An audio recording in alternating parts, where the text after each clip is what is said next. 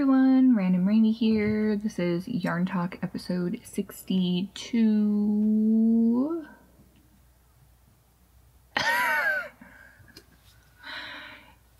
If you are new to Yarn Talk is a generally weekly podcast about knitting and crocheting, sometimes loom knitting, and fiber artsy things in general. Yeah. So it is June 1st today, and that means that today is the day to announce the winner of my giveaway for 1,700 subscribers, and I have now actually surpassed 1,800 subscribers, which is awesome. Getting so close to 2,000 subscribers, which is fantastic. I'm going to go through everything pretty quickly. I'm going to announce the winner towards the end of the video. I'm going to put a timestamp in if you don't really care about the rest of this and you just want to see if you won. Going to run through everything fairly quickly because my husband should be home from being gone for training for several days anytime now. Kids are playing in the yard. And we are fast approaching the witching hour. And if you have children, you know what the witching hour means. It means it's time to cook dinner, and that means it's time for the kids to lose their minds. Yeah. So I actually have a lot of things done this week, a lot of small things, and I've made good progress on a few other things. And I started something new since I finished a few things, and I actually, before the weekend is out, should have one more thing crossed off my long-standing whip list, which is super exciting. So I'm going to show you the stuff I have done real quick, get onto the whips, and then announce the giveaway winner, hopefully in like less than half an hour. I'm really going to try to minimize gibber. So here we go. Finished objects first.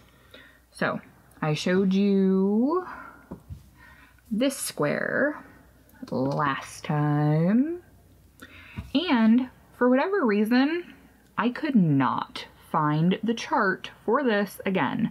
The one that I linked to is actually a similar one, and I even searched through my browser history and couldn't find it anywhere. And I know I didn't imagine it. I don't think I came across some random paranormal reach into the Akashic records for a crochet square chart. So I went through and counted all my stitches and pretty much reverse engineered a pattern for this square from this square. Couldn't remember which hook I did it in. Should have just looked at the video because I said I used an H hook last time. I did this one with an I hook, and it's only slightly bigger. So those are both done with Lily Sugar and Cream cotton. It's denim something or other is the colorway. So from making two of these squares, I still have this much of one of the balls left. So it must have been the supersized Sugar and Cream because there's a lot of it left still. So I'll probably get at least one more out of that ball. Then I'll probably have a scrap to throw in my scrap bin. Speaking of scrap bin, I had a really big piece of cotton in my scrap bin, so I made a washcloth.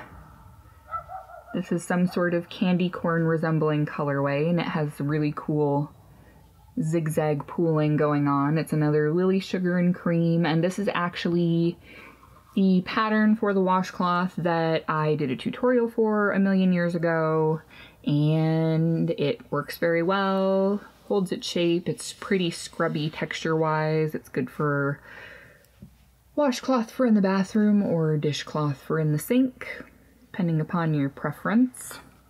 So I did that just on a lark the other day. I don't know what was going on. Apparently I was in a use all the cotton kind of mood. Other thing I finally have finished, which is super exciting. It's actually a set of 4 finished things now, when it was just one thing before.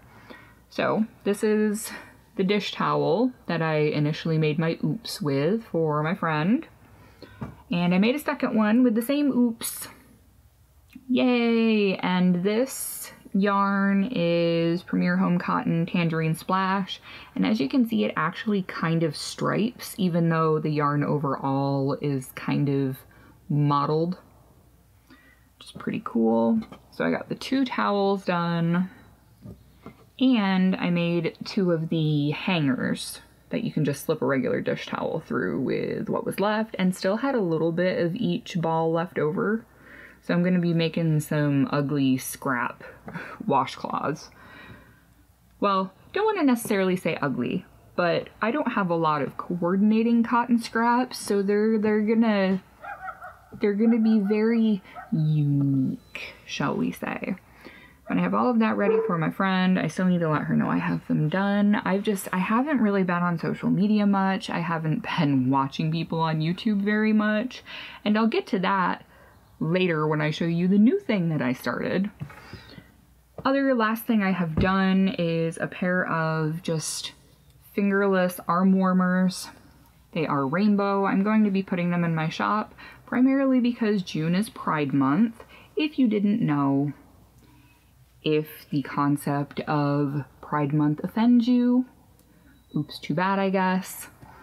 I think that all people are people regardless of who they love or how they identify themselves, but that's just my opinion and you are entitled to yours. But this is just a pair of fingerless gloves, and I did them with the Rainbow Bright yarn from Loops and Threads Impeccable. Yeah. Don't have the ball band for it anymore, but this was part of one of the big balls. And as you can see, if I can hold it up close enough so you can actually see it, it kind of looks ribbed. These were super, super simple.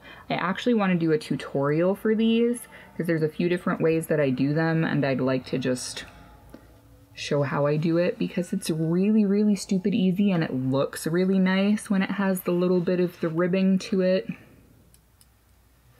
And that is the last finished object that I have. Yay. Super exciting.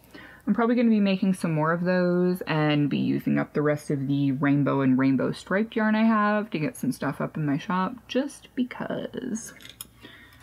So on to works in progress. And this thing is about 75% done after last night. I worked on just this last night. It is my His and Hers outdoor sweater. All I have left to do now is to put the neck on it. Otherwise, it is all seamed together. The sleeves on it are complete, and it's a little bit tighter in the middle than I'd like, but that is more a personal failing of my body than the pattern itself. And the pattern is very stretchy. This is so heavy. I had it sitting in my lap last night while I was sewing the shoulders on. It was better than a blanket. There's these 2 super thick layers, and the ribbing, this is a free pattern, by the way. I just took the pattern and made it longer so that it is tunic length. But as you can see, it is ribbed all the way through, so it is very stretchy. It has a nice slimming look to it because of the vertical ribbing, so it looks nice, even if I do feel like I look a few months pregnant when I'm wearing it because I still have a little bit more in my belly than I'd like. But summer's here, things are starting to tone up. It will get better, and I will look fabulous in this once fall is here. So I'm going to be doing the neck in this black. So the cuffs on the sleeves and the ribbing on the bottom and the neck are all going to be black. Awesome! I'm so excited to finally almost have it done! This is going to be the next thing I knock off my whip list. Just exciting. And it's in this giant bag. All of these bags, by the way, these double layered organza bags, are from Amazon. When you get gifts from Amazon, if something's gift wrapped, it's generally in one of these things. So I keep them to use for giving gifts to other people and for project bags, because frugal is how I roll. So other 2, do I really only have 2 other things that I've been working on? I guess so. All right. In the awesome bag that I have from Kendra of Hooked by Happenstance, which, by the way, I am going to have more bags from her coming this summer because up until, I think, 2 days ago, she's having a 3-month-long subscription box with one of her bags each month for June, July, and August. and a few other nifty fiber artsy things with the bag, which is pretty cool. So I signed up for that, so I'll be getting one of those for each month for the next 3 months, so you're gonna get to see it once it gets here. And I believe she said that she was gonna be shipping them the first batch out on the 1st of June, and today is the 1st, so it should be in the mail today, like on its way to me, so hopefully like sometime next week it'll be here. Anyway, this bag currently houses what was going to be my dark Druid duster. I really like the progression of things in the pattern. I like the way that it looks, but the way that I made it, it is not the right measurements to become a jacket of the sort I was wanting it to be. And I was looking at it and looking through some things on Pinterest last night, trying to figure out what I could do with it, because I used a DK weight yarn and I did not want to go through and frog this, because this is 150 stitches long, done in DK weight yarn with an eye hook. So it is quite substantial, as you can see, and this is a cotton acrylic blend from Ice Yarns, but I figured out that I can actually make a regular top with this if I make another panel of this same size, with it folded in half like this. I'm going to make another strip, the same dimensions with the same pattern distribution, and then I'm going to seam it together in the front and in the back up to where it would be if it was sitting on me here, so that the pieces will come together. So I'll be able to use it for a regular top. I think the one that I saw on Pinterest, I think they called it a top cho, because it kind of looks like a poncho, but it's obviously a top, not a big triangular or roundish dangly thing that covers you. But this is the yarn. This is the Alara yarn from Ice Yarns. Like I said, it's 50% cotton, 50% acrylic. So I'm not going to be using as much of it as I had planned to on this project, but that means I'll have some left over for something else. But I'm using this red and this black. And I have my pattern written out here. Like I said, I'm using an eye hook, which is 5.5 millimeter, and I have these Susan Bates hooks that have the little slimline ergonomic handle, I guess you could call it. So that's the next big whip to finish. And the only other thing that I've got that I'm actively working on right now is something that I just started the other day and did all of this work in like a day. So speaking of me not watching YouTube as much as I normally do, I went on Ravelry the other day looking for a pattern, because that's pretty much the only time I ever go on Ravelry, and discovered that I had been sent a pattern. And it was a quasi-familiar pattern because I saw Lacey from Hooked on Owls talking about it. She got to pattern test for the Conpeto shawl, but the designer's company is Frog Get About It, which is cute. Gotta love those puns. But anyway, here it is. And this isn't going to show you anything of the pattern itself. This is just the pictures and all of like the information. But this is what it'll look like when it's completely done. And this is a knitted shawl, and I'm doing it with fingering weight yarn. If you were to do it with a bigger yarn, it would be of a much more substantial size, because even the pattern says that if you only do it to the specifications and don't add any more pattern repeats, it's more like a shawlette. It's kind of smallish. But I have 2 balls of this yarn, and I may just end up using them all because this pattern is like Pringles. Once you pop, you just can't stop. So, this is what I've got so far. And I don't know if I'll be able to hold it out straight so you'll be able to see. It's probably about as straight as I'm going to be able to get it. There we go. And as you can see, it's got this little mock cable section in the middle. And I actually messed it up towards the bottom, so we're going to ignore those first few rows where I wasn't completely paying attention and didn't know what I was doing. But this yarn is actually my briefcase full of guts yarn that apparently nobody was super interested in. So I've taken it out of my shop and I've decided I'm going to use it for this shawl. And I am debating on what to call the finished shawl, because I feel that knitted garments and most crochet garments are like a good sword. They need to have a name, not just, I made this from this pattern. Like, no, you spent that much time making something. You need to give it a proper name. So this shawl is either going to be,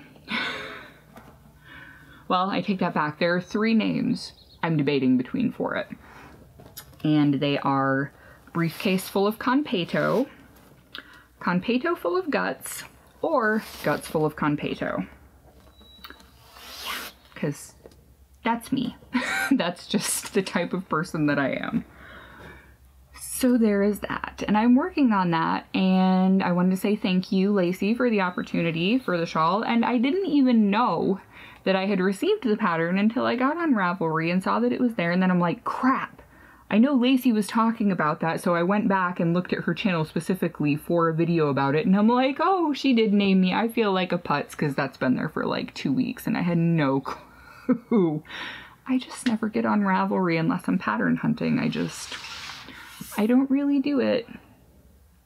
I'm too busy with my Facebook group and lifing to be on Ravelry all the time.